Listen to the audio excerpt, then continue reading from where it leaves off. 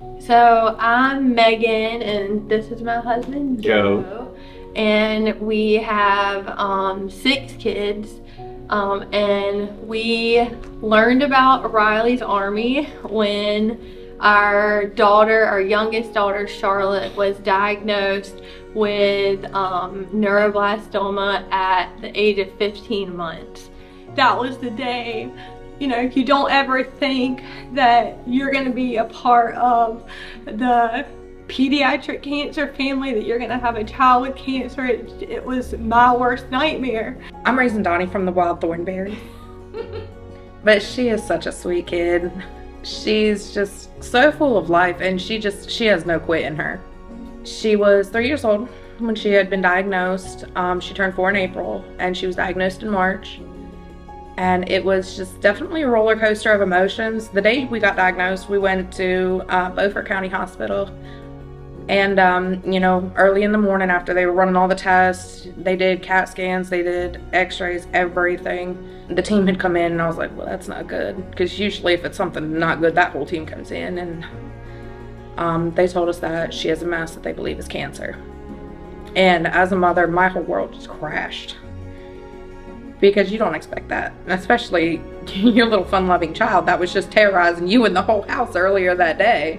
Like, you just don't expect anything like that.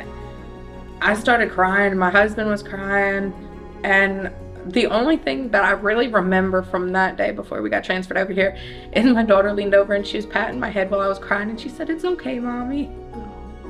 We went through 12 to 14 rounds of chemo. She just was so immunocompromised, and her body was just so tired from all of the chemo that it was either we lose her to the chemo, where we were in the hospital for infection after infection.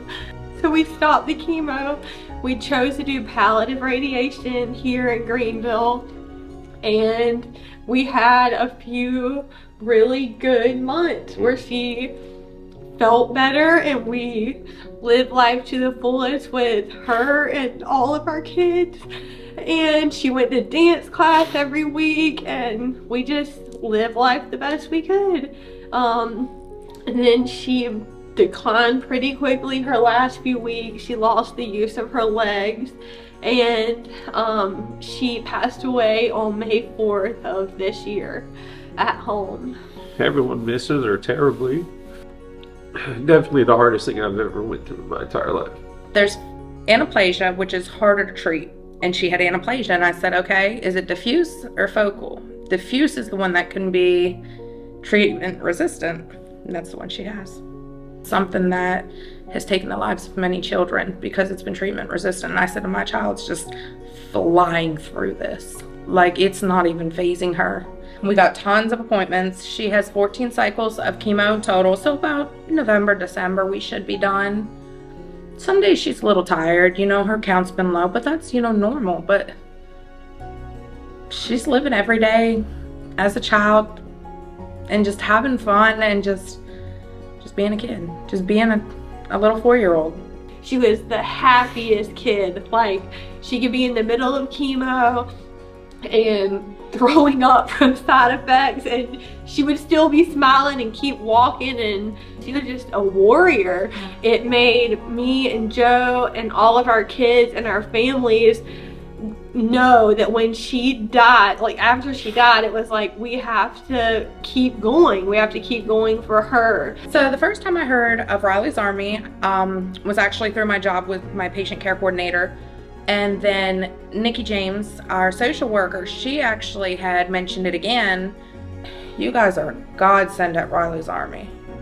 Like, honestly, and I tell Bebby all the time, every time I see her, I said, you are an angel. Like, what you do for families is just absolutely amazing. When we came to P-Day, even for an outpatient appointment, we could ask our social worker for a gas card. That seems like such a small thing, but what Riley's Army did for us in little ways like that, and it really made a difference, and we will never forget it. After Riley, her parents started it because of her, and they understood, and your mission is exactly what families like us and every other family with a kid with cancer. It's what we need. It took a huge weight off of our shoulders. It made it where we could focus on doing fun things with Charlotte and with all of our kids, and just made everything a little bit easier. Just seeing the community come together is just absolutely beautiful. It's a devastating situation, but it's just so beautiful seeing everybody come together and just help. Like, you don't hear anybody, because there's just so much hate and ugly in the world in this day and age, and it's beautiful to see. But just to have the support of Riley's Army, because, I mean, they truly understand, you know, what it's like. But we thank you from the bottom of our hearts, and we will always be forever grateful.